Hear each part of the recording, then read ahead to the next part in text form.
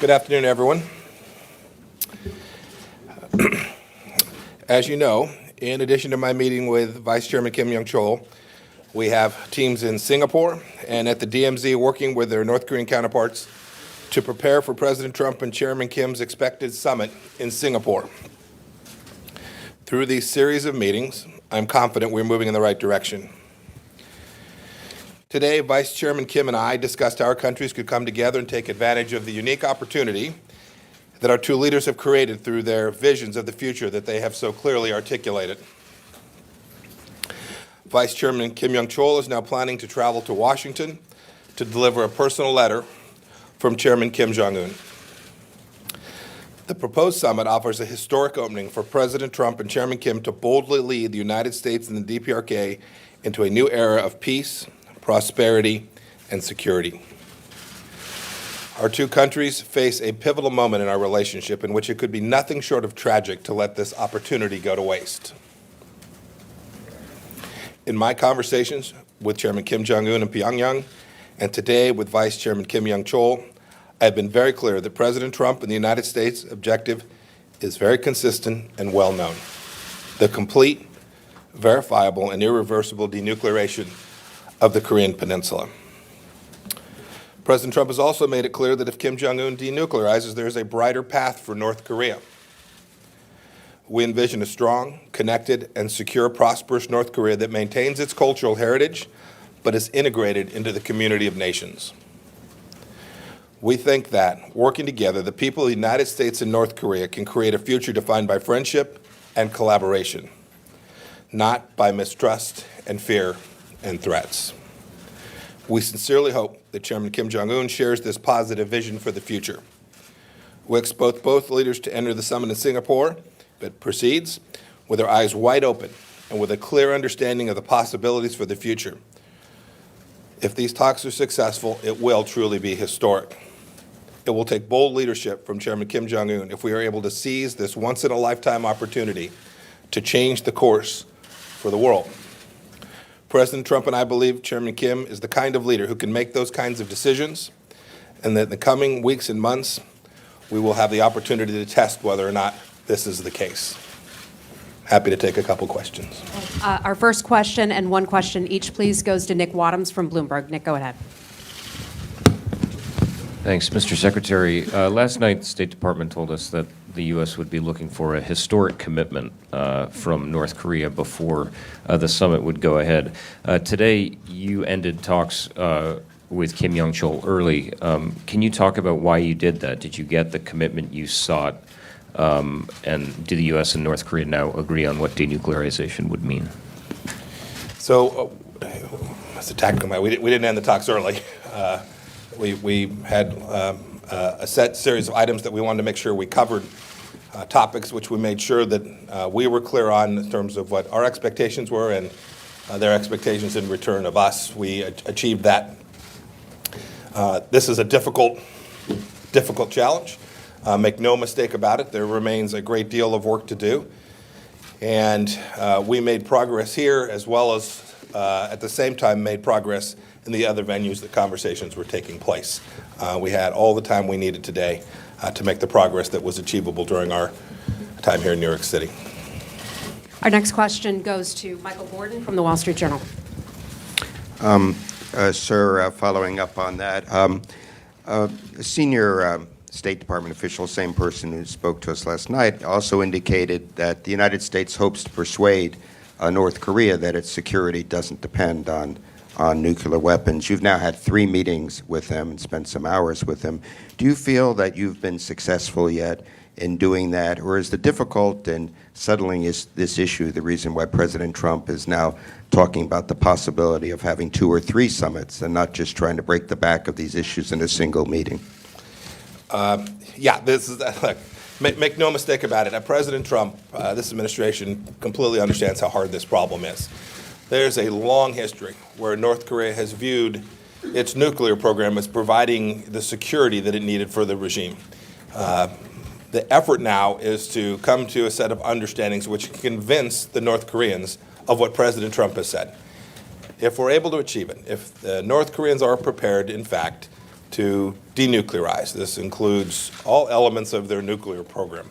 If we convince them of that in fact their security is greater, that in fact the real threat to their security is the continued holding onto of that nuclear weapons program and not the converse. We've had lots of conversations around that. The true test, of course, comes when we actually achieve this. But many conversations have been had about how we might proceed, what the path might be forward so that we can achieve both the denuclearization that the world demands of North Korea and the security assurances that would be required for them to allow us to achieve that. Next one to Martha Raddatz from ABC News. Secretary Pompeo, you call it a proposed summit. Will we find out whether it's a go tomorrow? And also, you looked the vice chairman in the eyes. You have been with him in the room. What accounted for the progress? This has been such a roller coaster ride. The summit was off. We've gone from fire and fury to this. So talk about what accounted for the change, and do you worry that you could still change back? So, Martha, I have had the chance to meet Chairman Kim Jong-un twice, and now Kim Young-chol 3 times, have spent a great deal of time with each of them. I believe they are contemplating a path forward where they can make a strategic shift, one that their country has not been prepared to make before. This will obviously be their decision. They'll have to make that. They'll have to choose, as I just spoke about, they'll have to choose a path that is fundamentally different than the one that their country has proceeded on for decades. It should not be to anyone's surprise that there will be moments along the way, that this won't be straightforward, that there'll be things that look hard and times it appears there's a roadblock and sometimes perhaps even perceived as insurmountable. Our mission is incredibly clear. It is to continue to push forward. The President has directed me to push forward to test the proposition that we can achieve that outcome. So I know everyone's following this minute by minute and hour by hour. This is going to be a process that will take days and weeks to work our way through. There will be tough moments. There will be difficult times. I've had some difficult conversations with them as well. They've given it right back to me, too. There were decades into this challenge, and so one not ought to be either surprised or frightened or deterred by moments where it looks like there are challenges and difficulties, things that can't be bridged. Our mission is to bridge them so that we can achieve this historic outcome. And on the proposed summit, will we know tomorrow whether there will actually be a summit? Don't know. Don't know the answer to that. And our final question goes to Adam Shapiro with Fox News. Let me just say, Martha, while we may not know tomorrow, I will tell you, we've made real progress in the last 72 hours towards setting the conditions, right? So your question really goes to what are the conditions?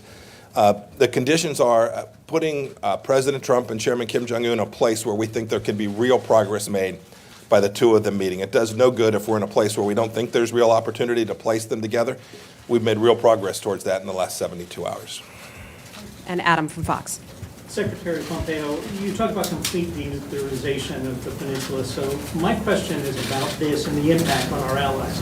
What concerns does the United States have about exposing South Korea and our Asian allies like Japan to greater perhaps Chinese influence if there is, as part of a deal in the future, a drawdown of U.S. military presence in South Korea? I'm not going to talk about today, nor at any time during the negotiations, about the elements of what the shape of the agreement looks like. Those are things that ought to be held so that the leaders have all the freedom they need to make the right decision. So with respect to the drawdown, it's obviously a DoD issue. I'm not gonna speak to that today. What I can say is this. I've been Secretary of State now for 30-odd days, I think. There is no daylight between the South Koreans, the Japanese, and the United States with respect to our approach to how we resolve this issue with respect to North Korea. I've spoken to my counterparts there. I've spoken to President Moon. We understand their concerns. We understand the risks that can be posed to them. And an agreement that we reach will provide an outcome that each of those countries can sign on to as well. But is there the potential for the creation, for lack of a better term, of a vacuum that the Chinese could then move in, whether it be economic, political, or militarily? The Chinese are moving all around the world today. Let's be clear. The risk of that is real everywhere, not just in this particular space. We're keenly aware of it, and I am confident that the things we're talking about with respect to North Korea will not enhance the risk of that to any significant degree. We wouldn't do that to the South Koreans or the Japanese, two of our most important allies in the region. Right. Everyone, Thank thank you. you. Thank you very so much. much. Great to see you. Are we going to Singapore?